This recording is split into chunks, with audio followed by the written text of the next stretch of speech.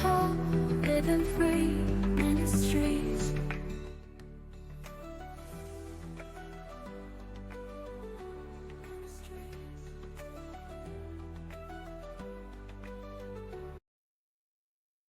Welcome to another episode. I'm your host, Stacy Hinkle, and I'm joined by my friend Melanie O'Rear. Welcome, Melanie.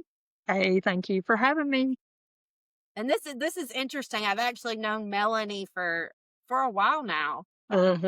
So this is going to be really interesting. I've never heard her testimony, so we're going to hear it together, and then we're going to talk about it. So whenever you're ready, if you want to start telling us your testimony, we'd love to hear it. Okay. Well, like she said, my name is Melanie. And so let's see, it was about 25 years ago. Well, first of all, let me tell you, I was raised in church.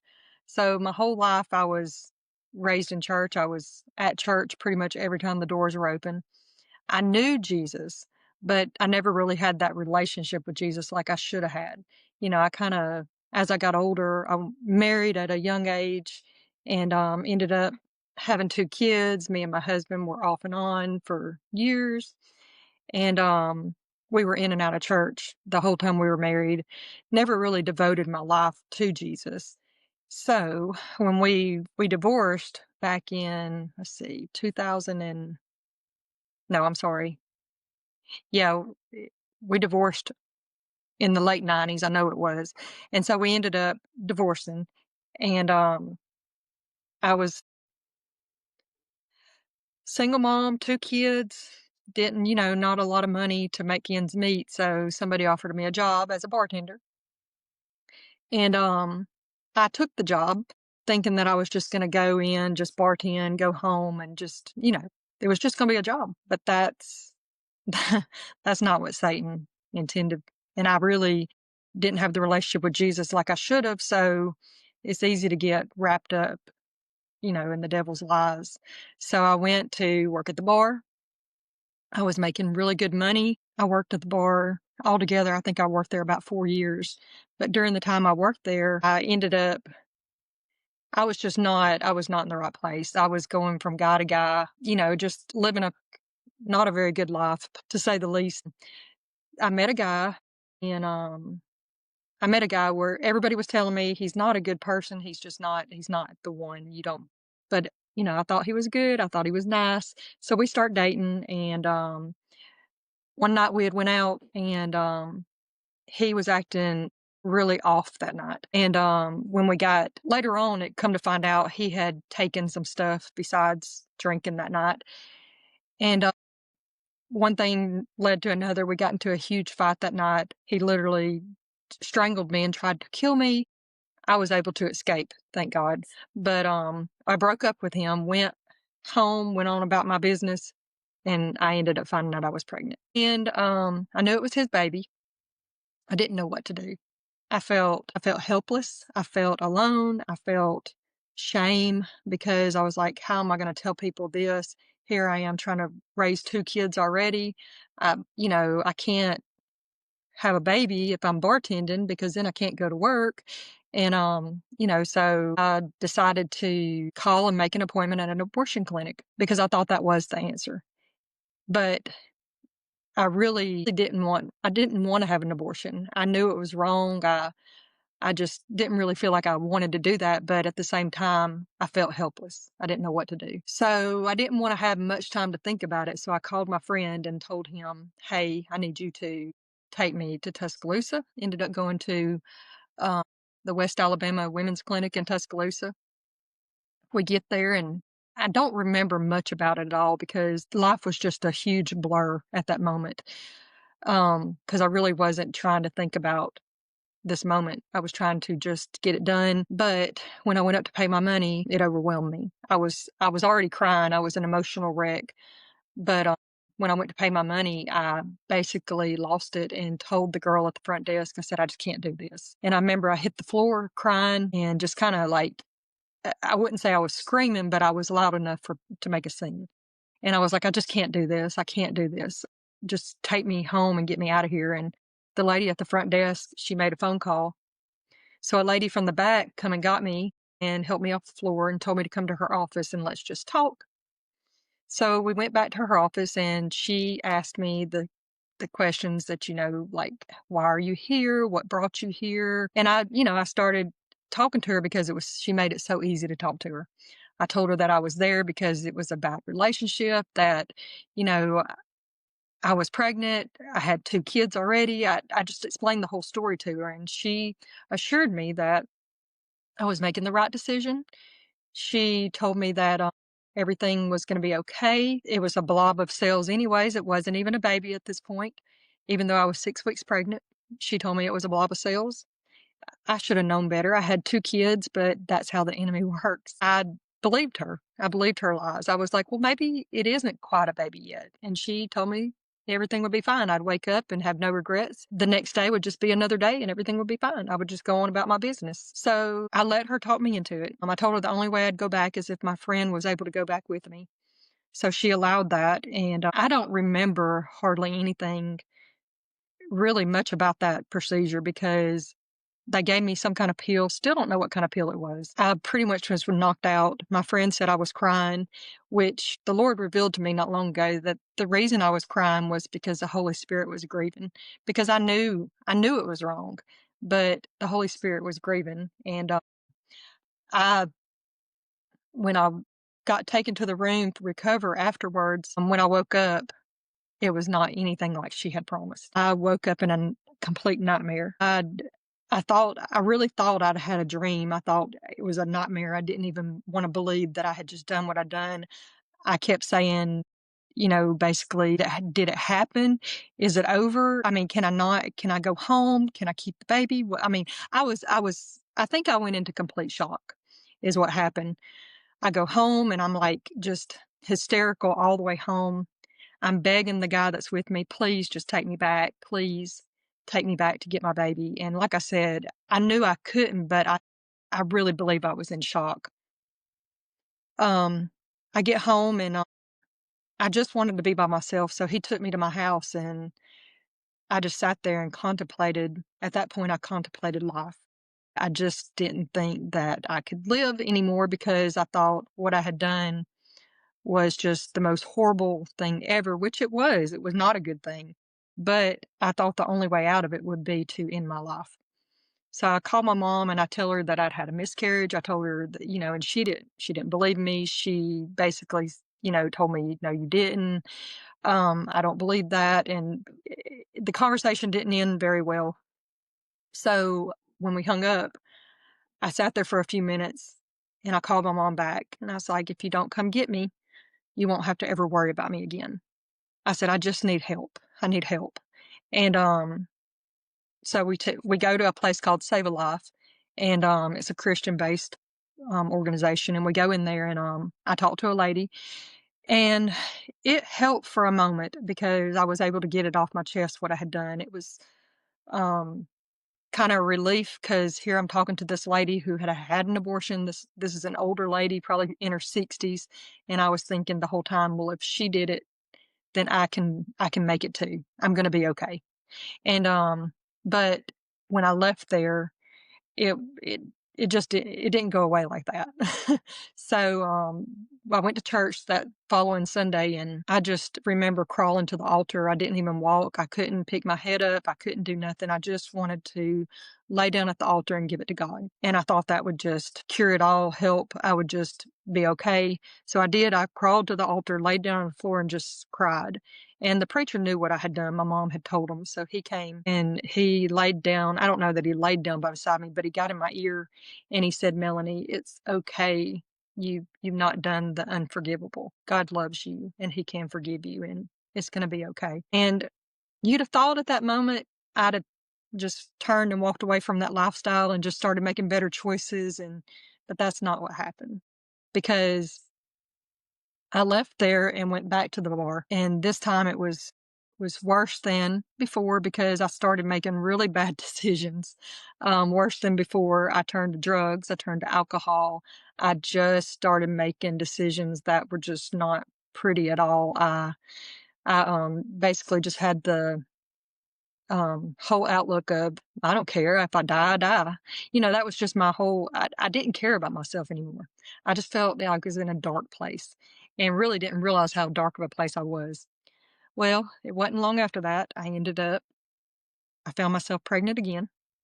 And I'd love to tell you that I had a different approach to it, but I didn't. I ended up going and making an appointment at the same exact place, but this time was different because I just walked in there, had the abortion, and walked out like it was nothing. And I questioned that for a long time. Well, how was I so emotionally wrecked after the first one? But then the second one, it was like no emotions whatsoever. But I have realized that it's because I allowed Satan to take root in my life, and he planted deep, deep roots. And I had no feelings, no emotions, no nothing. I just didn't care about anything at all. I didn't care about myself. I didn't care about the decisions I was making. I didn't care about anything I had going on. Well, I still, after that, I did not quit the bar right away. I ended up going back to the bar, but I ended up one night going up there, and I was going to be a designated driver that night. I wasn't going to even have nothing to do with the party life that night. I was just going to take everybody out. So I was comfortable with my environment because I was at the place I work just with a bunch of friends. And went up to get me like a water or something at the bar, and these guys were sitting there, and one of them grabbed my attention while the other one put something in my drink. And I was like talking to them and I grabbed my drink and I went to drink it, and it didn't take long for, I guess it was GHB. It didn't take long for it to hit my system and completely just, I had no control basically after a few minutes. But that night, I remember after I lost control of my arms, my legs, I couldn't talk. I actually laid in the parking lot at the bar I was working at, and they had to carry me inside this building. Thank God it was 2 o'clock in the morning. The bar was closing because they carried me in and put me on a bench. And I'm laying there, and I hear everything around me, but I couldn't do nothing about nothing. The only thing I could think was, wow, this is how I wanted to end my life. All I kept saying was, I don't care if I die, but here I'm in that moment. I'm about to die. And I knew I was about to die. I felt it. I felt my body. I felt I was going through a dark tunnel. I felt I'm on my way to hell. And I knew it. In my mind, I just knew where I was going. And I was like, Lord, if you'll just bring me out of this, I'll stop this lifestyle. I'll quit. I promise. And so I ended up going home with my friend that night, girlfriend of mine, and the next day she took me back to my car, and I got home and my mom was standing there on the porch waiting on me, and she said, "Do you want to tell me what happened last night?" And had no clue what she was talking about. I was like, "I don't know. What are you talking about?" And she said, "Well, God woke me up about 2 o'clock in the morning and told me to start praying for you." And she said, "If I didn't start praying for you, I don't believe you'd be standing here today. So now do you want to tell me what happened?" Well, I was like, "Oh my gosh." So I ended up telling her what happened, and it just, sometimes things like that have to happen for God to get your attention, because there was no other way to get my attention at the time, I don't believe. I think God had to let me see the reality of, hey, you're about to die and you're about to go to hell. And is this really what you want? Because I knew about hell. I was taught it all my life. I didn't really want to go there, but I just thought I had my whole life ahead of me. Like I just got this whole life, and when I get ready, I'll get ready. But yeah. So, you know how your life just plays before your eye. Like if you're ever in that situation, you're not, if you've never been there, it really is kind of like the movies where your whole life just starts playing. My two kids kept flashing before my eyes, and I was like, oh my God, I'm never going to see my kids again. This is not the way I want to go. So I ended up quitting the bar. And it wasn't that very moment that I really devoted my whole life back to God. I mean, I did gradually start trying to do the right thing. I ended up getting back with my ex-husband. We ended up back together, and he made a bunch of broken promises. So we got back together, and I thought he had really changed, and he was not keeping the promises that he had promised. We were both immature and we just wasn't thinking right. But soon after we got remarried, I found myself pregnant again. And I was like, no, No, no, no. I was so mad. I was mad at God. I was really mad at God. I remember shaking my fist and going, God, how dare you let me get pregnant? You knew I didn't want no babies. You knew what I've already done. Why would you do this? I don't deserve this baby. And I really had an argument with God. Like, I was so mad. And I was blaming God for being pregnant again. And so I ended up, I was at work one day, and I started hemorrhaging really bad while I was at work. And they called my husband, and they said, you need to come get her, take her to the hospital. And so he came and got me. I went to the hospital, and I mean, I'm pouring blood. I think I'm having a miscarriage. There's no other reason. I'm pregnant. Blood's pouring out of me. I'm having a miscarriage. This is what I get. So we get to the hospital, and I'm like, no, I had a miscarriage. I go to the bathroom. This big blob of just blood comes out of me, and I think I just had a baby in the toilet. So I come out of the bathroom, and I told him I want to go home. I just want to go home. I need to get out of here. And the lady was so compassionate at the front desk. She said, please, I can't tell you to stay, but please just stay and let us hook you up and just see if we can find a heartbeat. So after a few minutes of her trying to persuade me into doing that, I stayed, and I let them see if there was a heartbeat. And sure enough, there was a heartbeat. And at that moment, I just thanked God, because I realized he thought enough of me, and he loved me that much to allow me to get pregnant again. And because of getting pregnant with Reagan, it helped me be a better mom to my other kids, where I kind of had pushed them to the side for, a couple years so I could live my life. And a lot of that is I just got married way too young. And I was 17 when I got married. And I thought I needed to sow my wild oats. And then, getting pregnant with Reagan when I was 27 years old, it made me want to be a better person. I wanted to be the mom I needed to be. So we stayed married for a little while. Reagan was about one, I guess, when we ended up separating and getting a divorce again. We got the divorce. I had Reagan, so I knew here I am with 3 kids, trying to raise 3 kids by myself, because he wasn't much help. I ended up raising 3 kids by myself, but God made a way. I ended up, like I said, I didn't draw close to the Lord. I did, but I didn't. My divine moment with God was back in 2012. I had something very traumatic happen in my life, and I remember laying in my bedroom, and I remember getting on the floor, and I was kind of like in a position where I would have my head on the floor, and I was like, knees up against my stomach and just on the floor in that position. And I remember crying out to God and just saying, why me? Why is this happening to me? And I felt something wrap their arms around my back.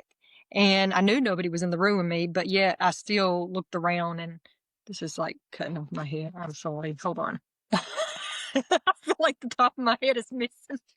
Okay, that's better. So anyways, I I felt something wrap their arms around me, and I looked around, but I knew it was God. He wrapped his arms around me, and he reminded me that he loves me. And where people will let us down, people will disappoint us. God don't do that. And he reminded me at that moment that I was still loved, I was still seen. And that's when I had my divine encounter with Jesus. So a couple years go by, and I'm talking to my daughter, and they know about my story. I'm very open about it. And I was telling my daughter about it, and she said, Mom, you have a story to tell. She said, you need to tell people your story, because there's people who need to hear it. And something went off inside of me. And I said, I do have a story. I didn't think I really had a story. I didn't, that wasn't something you're just going around being like, look what I did, guys. I did this, because it's not something you just want to, you want to brag about, but it's not really like bragging. It's like, tell them what the Lord did for you, what the Lord brought you out of, the bondage that he brought you out of. So I was at the church one day, and I was the cleaner at the church one, and I told the pastor, I walked by his office, and I said, hey, I need to tell you something. And he said, what? So I told him, and he said, well, we need to get you here pretty quick. Tell your story. You gonna tell it to the youth? And I said, okay. So, I advertised it on Facebook. Hey, I'm going to tell this story. And at the time I said, I've been holding in the secret for 18 years. I'm going to finally tell this. So like I had the whole church curious. What is she talking about? I mean, they see Melanie that's always up jumping around for joy for the Lord during the worship music and getting all radical crazy up there. I'm that crazy Christian. So anyways, what could Melanie possibly be hiding? So anyways, I went and I told the youth. I was going to tell the youth, and I go up there and I start to tell my story, and someone comes and gets me, and they say, the whole church wants to hear your story. So I got to go down in the sanctuary and tell my whole story to the church. Well, I'm up there telling my story, but Satan still likes to play mind games with you. And he's like, people are looking at you. Look at that person over there looking at you, telling your story. And so I did it with confidence, but at the same time, when I got through, I got beat up. A few years rocked by. That was in 2018. And when I say a few years, I had told my story a couple more times since then. And it was about 2 years ago. Some things had happened at that church. I don't go to that church anymore. Some things had happened over there. And I was talking to somebody on the phone. It was a girl that holds a position at the church. And for some reason, she felt the need to tell me, at least I never killed a baby. I was gut punched. I thought I had been healed. And I was like, oh, wow. And all I could respond was, well, I'm glad you never did. Thank you. Thank you, Jesus, because you never did that. I said, but that's my story. But I didn't know how to respond because it caught me so off guard. Well, my husband and everybody was playing pickleball. I'm sitting in the car while this conversation is happening. Pickleball's getting over. Everybody wants to go eat Mexican. So here I am, just got beat up, gut punched, and everybody wants to go eat Mexican. And I'm like, no, I don't want to go. But I ended up going, and I sat there so defeated, just wanted to crawl up in a ball and just cry. So, anyways, we go and we eat Mexican, and I'm just sitting there. And when we leave, I tell my husband what had happened. And the next day, well, that night, I just walked around like having a self-pity party for myself. Like, oh, I just can't believe that happened to me. Lord, why'd that happen to me? But then I woke up the next day and I was mad. I was so mad at the devil because I was like, how dare you, devil? You are so nasty. I've been healed. I've been redeemed. I've been forgiven. I've got mercy. I've been telling my story. And now you want to remind me of what I've done in like a terrible way. So I decided I had been wanting to go through a healing journey for years, but I just didn't because I was like, okay, I'm healed. I don't really want to go sit with a bunch of people, and I feel like I'm already healed. I'm gonna be sitting with all these people who probably need healing. What's the point? And so I was like, well, I'll just do my own self-healing at home. I got online and ordered a book called Forgiven and Set Free. But when I got it and I opened it up, I was like, heck no, this book has so many questions in it. I am not ready for this. So I closed it, put it away. And that was a couple years before all this transpired. And so the next day, when I woke up and I was so mad at Satan for what he'd done, I looked online for abortion healing. And I found a group called ARA, which stands for, used to be Abortion Recovery Alabama. Now it's Abortion Recovery America because it's not just in Alabama no more. I left a message, and a really nice lady named Cindy Harless called me back, and we talked. And she said, I'm so excited. I want to get you in a class right away. We've already started these other classes, so I want you to come. So I drove from where I live in Jasper to Shelby County, went to these classes for like 10 weeks. And I forget really I think it was just, that one was just called ARA. It was just trying to get you some healing before the real healing, of these other classes. And and I'm not saying I didn't get real healing during that. It was just, that wasn't the class where you go and you have a book and you answer all these questions and it really dig deep into what brought you where you were and all this. So I go and I do that for about 10 weeks, maybe 12. And so after that was over, I ended up going to another part of the class, and it was like in Springville. I think Springville. I think is where I went. So I'm sorry, Coleman. I ended up going to Coleman. And there was two ladies there, and I walk into the class, and on the table was a book called Forgiven and Set Free. Now, I had forgot the class was called Forgiven and Set Free.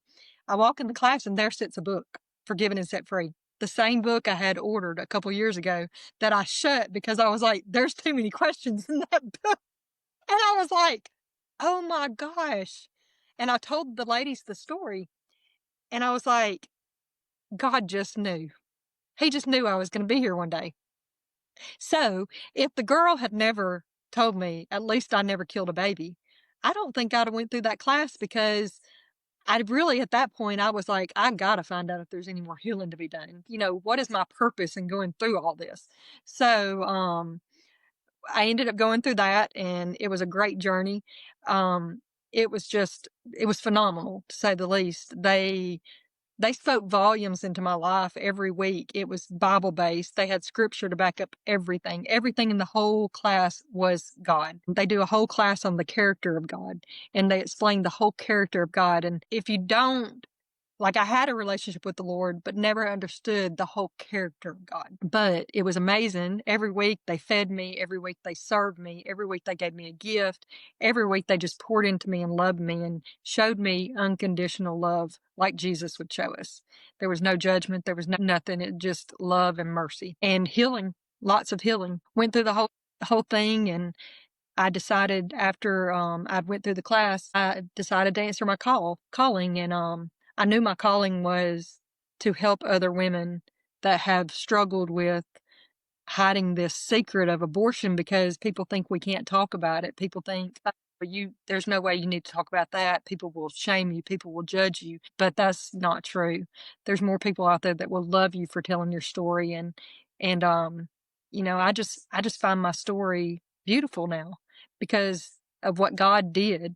I was a broken mess that he just took and put me back together and just loved me and showed me mercy and he was there all along trying to get my attention so gently, and yet I just kept trying to push him away until finally I just surrendered all, and it was the best decision I ever made. A little quick story about one day I was working, and I work in a place where we get a lot of cases with glass, and the glass was coming down the rollers, and or a box was coming down the rollers, and a little piece of glass fell out and I picked it up and it was a little piece of glass shaped like a heart. And I was like, I'm just going to keep this. This is so cute. Cause everybody thought I was so kind of crazy anyways, weird. They're like, okay, yeah, whatever. So a couple of weeks after I picked up that glass and I put it in my jewelry box, I was in the bathroom getting ready for church and God spoke so clearly. And, he said, Melanie, do you remember that piece of glass? And I said, yes. And so I ended up getting the little piece of glass out of the jewelry box, looked at it, and he said, that's what I'm doing to your heart. I'm making it whole again. And that just amazed me that even in the little things, he still speaks to us. And that's my story. I love it. That's beautiful. Your story is Well, because thank you. there's so many different pieces to it, and it's beautiful the way the Lord takes all of our pieces and puts it together and restores us back. Yes. So let me ask you throughout all of that, after you came out of it, what was the biggest thing that you had to overcome, your biggest challenge? I'd say my biggest challenge was just getting over the fear of what people would think. And that was one of the questions in the class too, like, what's the biggest challenge? And it was scared of judgment. I was scared of what people would say and think about me. And that really was my biggest fear. Yeah, I get that. So I wasn't going to share this part, but the Lord's like, share now. So here we go now. I told Melanie before we started the call, because there's a part of my testimony y'all haven't heard yet. And I've had 2 abortions myself. I had one before I had my daughter when I was 16. And then I almost aborted my daughter, but I wanted waffles. I was sitting in the place. I started getting uncomfortable. And I was like, I really just want some waffles. And her dad, Tommy, who it's interesting, that's how I know Melanie. She dated us.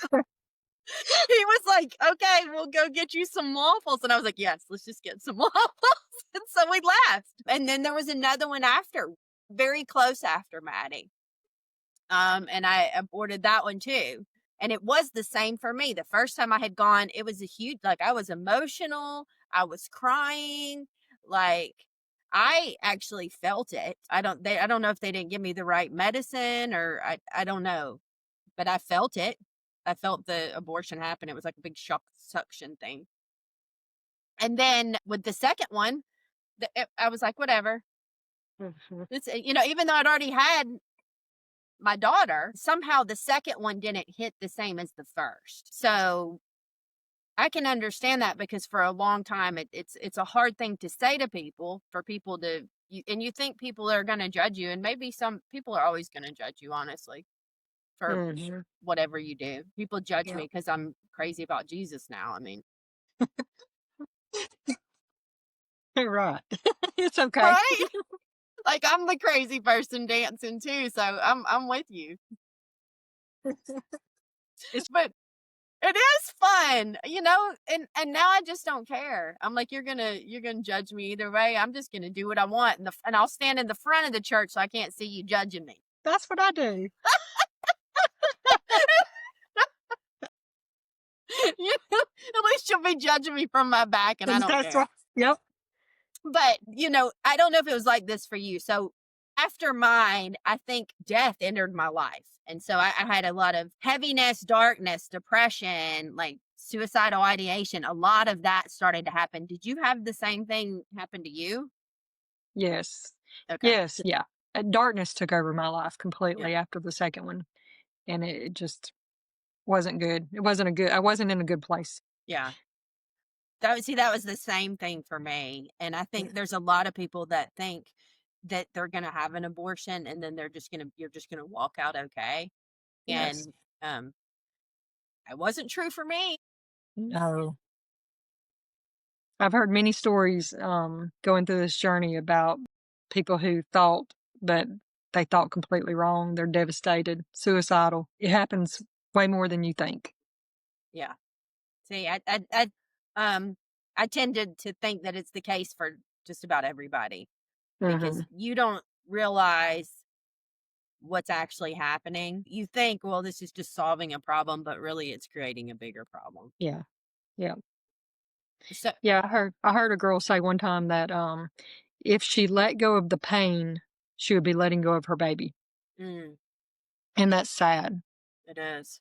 There is people who live like that. They don't wanna let go of it because if you let go of the pain, you can replace it with the joy, that Jesus gives us, and, you just gotta find that place. Yeah.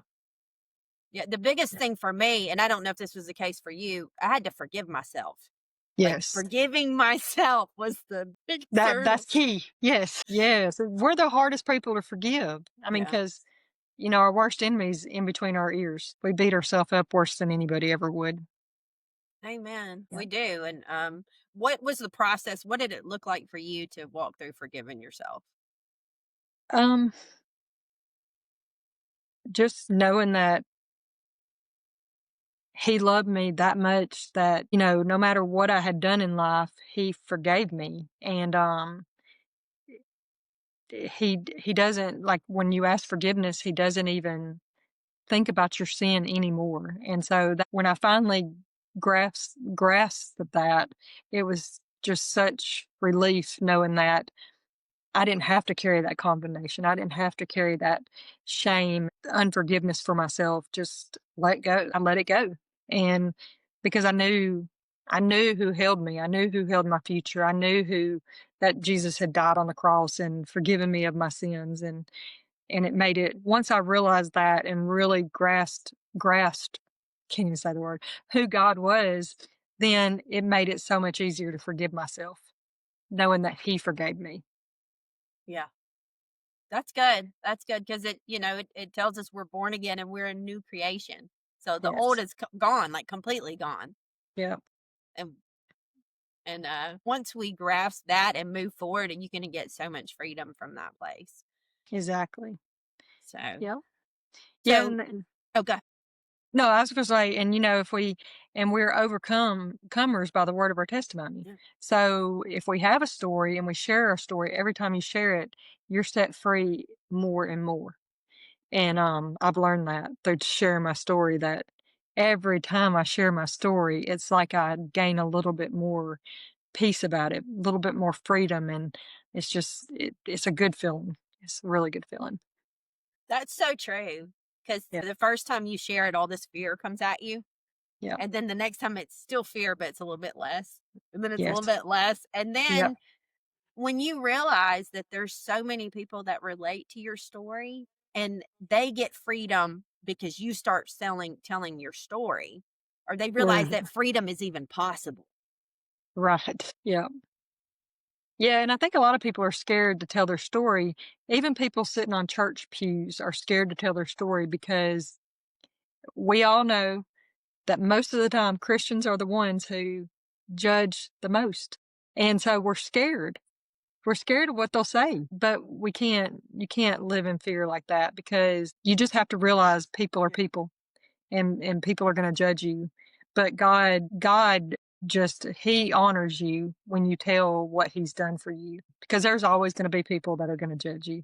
But yeah, I was on a show not long ago, and that's what the lady said. And she said a lot of people are scared to tell their stories because it's people in the church that make people scared, because a lot of people got the wrong concept. They think church people are judgy, Mm.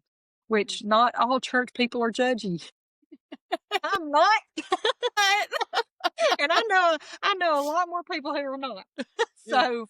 So, but there's some in any group you're in. There's going to be some people there, but God doesn't look at us like that, and that's all we really have to worry about. We just got to worry about what God thinks about us, and once we get past the fear of man, then we can share our story boldly.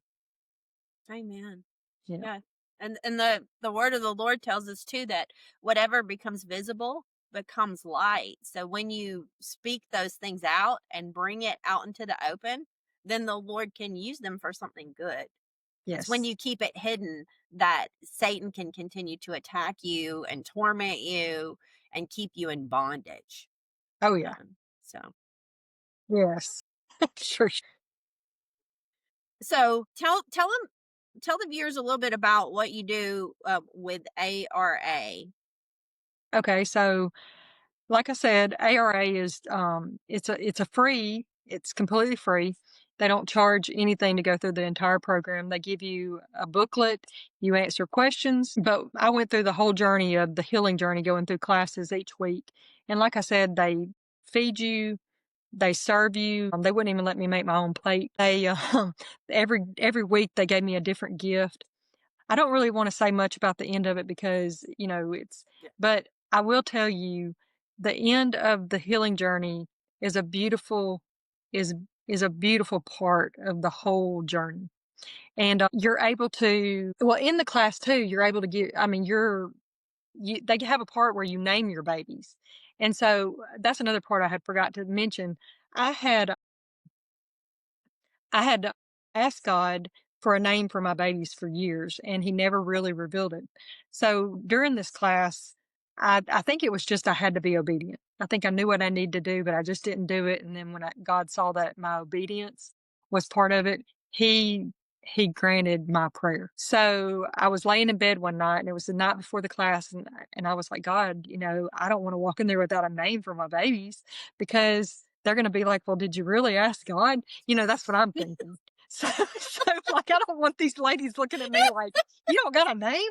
So even though they probably wouldn't have, Yeah. it goes through my mind like, I don't want to walk in there looking like I didn't really ask God, Yeah. and I just don't hear God's voice or something. So That's the and they're like, what is wrong with her? So so I was laying in bed that night, and I was about to go to sleep, and I remember the name Jacob just come to my mind, and I was like, Jacob. So I'm like, is that the name for my baby? Did you just give me a name? And I'm like, is that the name? So I'm like, okay. Well, so I wrote it in my notes on my phone, and I was like, okay, well, God, I know that's one of them. So I lay there, and I'm about to go to sleep again, and all of a sudden the name Amelia pops in my mind out of nowhere, and I'm like, Jacob and Amelia. Okay. So Oh, I put both names in my phone in my notes, And I said before I went to sleep, okay, when I wake up in the morning, if I don't have to look at my notes and these names just come out, I'll know that was from you, Lord. So I woke up the next morning and the first thing that came out of my mouth was Jacob and Amelia without looking at my notes. So God gave me a name. And I was blown away. So now I even know my baby's names in heaven. And that was a beautiful part of that journey. But there's so much other things that are just beautiful about that whole journey of the healing. So if you haven't been through healing, like if you've had an abortion, you haven't went through healing, even if you think you've been healed, my best suggestion is give it a try. It's called ARA, Abortion Recovery America now. It used to be Alabama, but now it's America. But you could probably find it by either way. They're local here in Alabama, but they also offer Zoom for other, if you're not local. Even if you're local and you can't get to the classes, they offer Zoom. They just have different ways you can do it. They mail you all your material, but then if you come to the classes, it's all in person. They give it to you. Like I said, they feed you every week and they feed you such wonderful meals.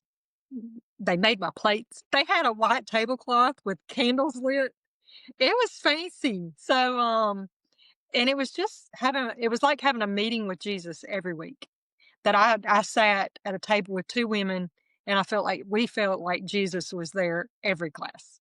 He was just sitting right there with us. And so when it was over, I just decided to answer my calling and I decided that I was going to be a facilitator and help. I was going to be like these two women that were sitting there with me. That's what I wanted to do. I wanted to be there helping other women. And so that's what I did. I went through the training and drove to Springville, went to the train. It was wonderful. We're about to start up a whole class and they do it a couple times, a few times a year where the classes start up and it's like 10 to 12, I think 10 to 12 weeks. I can't remember, but it's just a wonderful experience. And if you call the number ARA, they will reach back out to you. And like I said, they're wonderful people.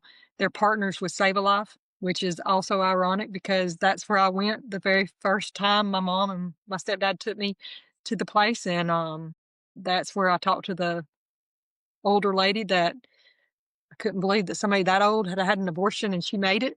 So, so I was thinking old people don't have abortions, but she had it when she was young. I didn't even know they did that stuff way back then, but they did. So it just gave me assurance that it was going to be okay. But she did tell me an interesting thing, and it's always stuck with me. She had a heart, and it was like a red construction piece of a heart. She had it cut out. And she said this to me, and I've never forgot it. She started tearing off pieces of the heart and just kind of throwing them in the floor and just tearing pieces off. And I'm just watching her. She's just throwing it. And she said, "You know what happens every time you sleep with somebody?" And I'm like, "What?" And she goes, "You give a piece of your heart away." And she said, and see, and by the time she got done, it was like a nothing. It was just, oh, the heart wasn't even a heart no more.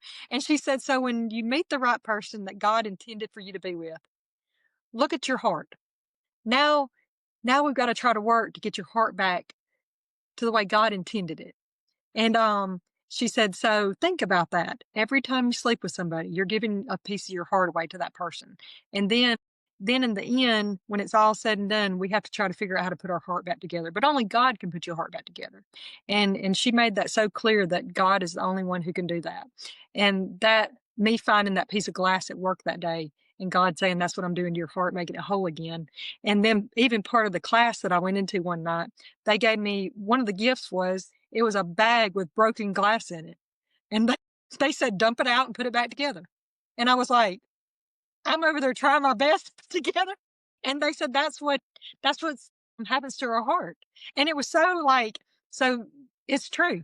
It's just a good example of, what happens to our heart when we are not living like we should and doing the things that we, you know, shouldn't be doing, that we know better, but we at the time just think we can do what we want to do and live how we want to live and just pay for the consequences later. Or think there's no consequences. But in all actuality, there's sin has consequences. It does. It just may not catch up with you right now, but eventually they do. So true. That's so true. We don't realize it in the moment, And Right. then one day you're like, what in the world is wrong with my life? Yes. What have I done? This is Made a such mess. trash. I used to be such a happy person, and now look at me. I'm just mad. I'm depressed. Why am I so mad all the time and so angry? And And we then don't realize it was because of everything we done. We just made our life garbage. We just piled stuff on top right. of stuff and buried everything and thought it was buried. And you think it's hidden, but like if you walk in the backyard, you see the giant pile of trash Yeah. and you just shut the door and keep going back in. Yes. That's how it is to live your life like that. Yes. You're like, I'm not going to deal with that. Y'all just don't go in the backyard. You won't see the Yeah. trash. Yeah. Or don't, for us, don't try to get too close to us because you'll see all this garbage. So if you're looking for any kind of help or you've been through something like yourself, and you're looking for healing or restoration, I'm going to link some of the things below. I'm going to link Melanie's contact information. I'm also going to link the information for ARA so that you can find them. You can reach out to somebody. There's also services at my church. I'll link some stuff down below if you need help with that. But reach out because there's healing and there's deliverance and there's freedom from all of it. The Lord completely healed me and I have joy in that area of my life. Melanie obviously has joy in that area of her life too. So Yes. is there anything you'd like to leave the viewers with? Just know that God is love, God is mercy, God is forgiveness, and there's so many different characters of God. I just recommend that you just study the characters of God and understand the God we serve and the God that loves us so much that even though you like me, I had an abortion and you may not have had an abortion. You may have a different story. But just know that God loves you so much that he doesn't condemn you for the sins you committed. He loves you regardless. So no matter what you've done, he still loves you and just he's gentle. He's not a harsh God. He's not going to try to, come at you some kind of sideways and make you feel bad. That's not God. He gently nudges you. He's gracious, and I thank God every day for his forgiveness and his mercy and his love and just for giving me joy and giving me just this that I have, this overwhelming feeling of just how much he loves me and thought of me even when he was on the cross. He thought of me, he thought of you, and he's not a bad person like people make him out to be. He's love.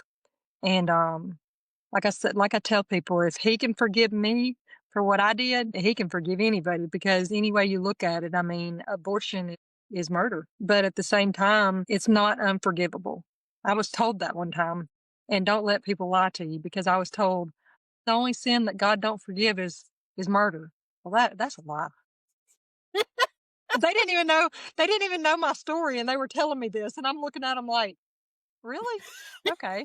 So I guess I'm not forgiven, but I really kind of knew better when they were telling me that. But at the same time, just know that God is love, and share your story. Don't be scared to tell your story. People need to hear it, and believe it or not, there's people out there that will accept your story and get encouragement. And when you tell your story, it encourages other people to tell their story, no matter what kind of it, even if it's not abortion, it could be just other things that we face in life. But everybody has a story. Yeah.